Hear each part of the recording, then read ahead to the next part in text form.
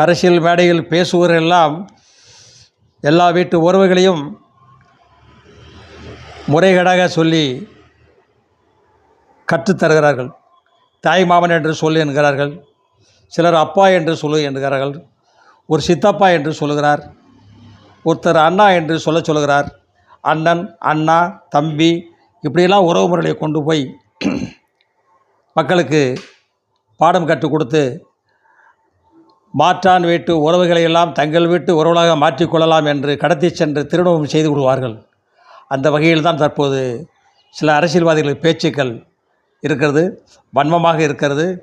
உறவு முறைகளை, இரத்த உறவுகளை பிரிப்பது போல் பேசுவது அநாகரிகம். மாமா, தாய் மாமா அப்படிங்கிறது உறவு முறையில் வரக்கூடிய ஒரு சொல். நேரு மாமா என்பது வேறு. நேரு மாமா என்பது ஆரம்ப காலத்திலிருந்தே அவர் செல்லமாக வைக்கப்பட்ட பெயர். மற்ற பெயர்களை யாரும் பயன்படுத்தாதீர்கள். அவருக்கு உரிய பதவிகளை மட்டும், உரிய பெயர்களை மட்டும் பயன்படுத்துங்கள்.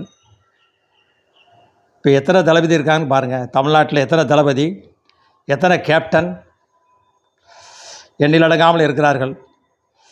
நீதிமன்றம்தான் இதற்கு தகுந்த பாடம் புகட்ட வேண்டும். அரசியல்வாதிகளுக்கு திருந்த வேண்டும். எல்லார் வீட்டு பெண்களையும் ஆண்களையும் உறவு முறையை கொண்டாடாதீர்கள். இது பெற்றோர் சார்பாக கேட்டுக்கொள்கிறோம். வணக்கம்.